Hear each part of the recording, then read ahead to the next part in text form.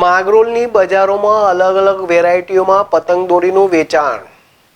ઉત્તરાયણ પર્વની ગણતરીના દિવસો બાકી છે ત્યારે માંગરોળમાં પતંગ રશિયાઓ માટે અલગ અલગ વેરાયટીના પતંગો, નાના બાળકો માટે કાર્ટૂનવાળી પતંગ, દોરી, ચશ્મા, માસ્ક, બ્યુગન, પંપોડાનું વેચાણ કરવા શહેરના જૂના બસ સ્ટેન્ડ, ટાવર રોડ સહિત વિવિધ વિસ્તારોમાં પતંગની લારીઓ અને સ્ટોલ ઊભા કરાયા છે.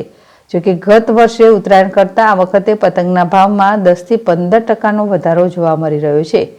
જ્યારે હાલ તો પતંગના વેચાણમાં થોડીક મંદી છે, પરંતુ જેમ જેમ ઉત્તરાયણનો તહેવાર નજીક આવશે તેમ તેમ પતંગ અને દોરીનું વેચાણ વધશે તેમ પતંગના વેપારીઓનું માનવું છે. જીતુ પરમાર, ZSTV, માંગરોળ.